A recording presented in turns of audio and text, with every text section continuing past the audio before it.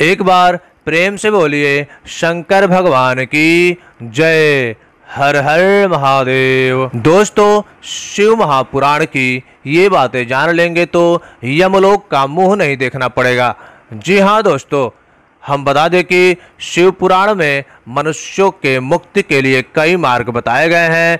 साथ ही कहा गया है कि कुछ ऐसे कर्म हैं जिनको करने से पाप के भागी भी बन जाते हैं। हमारे धर्म शास्त्रों में मनुष्य के कार्य और व्यवहार से जुड़ी अच्छी बुरी बातों और पाप पुण्य के बारे में विस्तार से बताया गया है। शिव महापुराण में मनुष्य के आचरण से जुड़ी ऐसी बातें बताई गई हैं और इन्हें पाप के तुल्य माना गया है। शिव महापुराण के अनुसार इनमें से कोई एक कार्य करने पर भी वह स्त्री या पुरुष पाप का भागीदार माना जाएगा। शिव पुराण के अनुसार ऐसी बातें मन में भी ना लाएं, नहीं तो वो व्यक्ति हमेशा शिव के कोप का भाजन होगा और कभी भी सुखी जीवन व्यतीत नहीं कर सकता।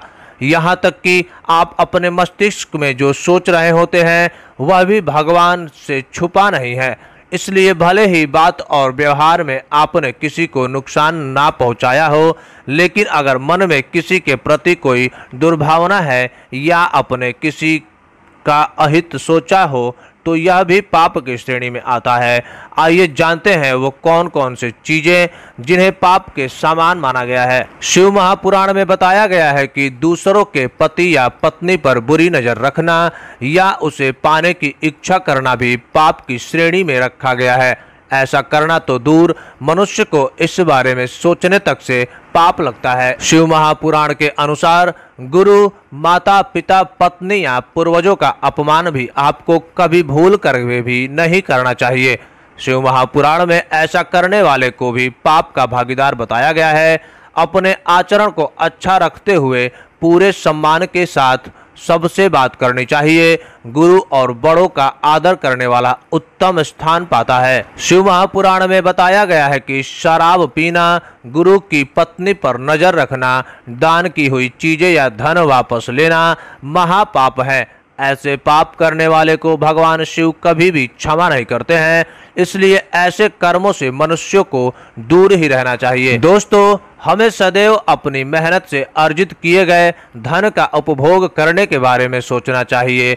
दूसरों का धन अपना बनाने की चाह रखना भी भगवान शिव की नज़र में अक्षम्य अपराध और पाप है। दूसरों के धन पर अधिकार करना और उसे पाने की चाहत रखना भी मनुष्य को नरक में ले जाता है। दोस्तों, गलत तरीके से दूसरे की संपत्ति हड़पना, ब्राह्मण के घर या मंदिर की चीजें पुराना या गलत तरीके से हथियाना भी पाप माना जाता है। ऐसा करना तो दूर, मन में विचार भी नहीं लाना चाहिए। ये भी अपराध करने से भगवान शिव आपको क्षमा नहीं करेंगे। किसी भोले भाले और निरपराध इंसान को कष्ट देना, उसे नुकसान पहुंचाने या धन संपत्ति लूटने या उसके लिए बाधाएं पैदा करने की योजना बनाना, ऐसी सोच रखना भी भगवान शिव की नज़रों में हर हाल में माफी न देने योग्य पाप है। शिव पुराण के अनुसार जिस प्रकार आप किसी का बुरा नहीं करने के बावजूद भी उसके लिए बुरी सोच रखने के कारण भी आप पाप के हकदार और दंड की श्रेणी में आ जाते हैं, उसी प्रकार भले ही आपने अपने कार्य से किसी का बुरा ना किया हो, लेकिन आपकी बोली भी अक्षम्य पापों का हकदार बन जाती है। यानी किसी के लिए अपशब्द का प्रयोग ना करें और किसी से ऐसी बात ना बोले जिससे उसे मानसिक कष्ट हो। किसी गर्भवती महिला या मासिक के दौरान किसी महिला को कटु वचन कहना या अपनी बातों से उनका दिल दुखाना शिव जी की नज़रों में अक्षम्य अपराध होता है। गर्भवती महिलाओं का दिल बहुत कमजोर होता है। ऐसी हालत में उनसे कोई भी ऐसी बात नहीं करनी चाहिए जिससे उनका दिल दुखे। इससे उसके होने वाले बच्चे पर भी बुरा असर पड़ता है। ऐसे समय में किसी महिला से बुरा व्यवहार करने पर दोहरे पाप के भागी बनते हैं।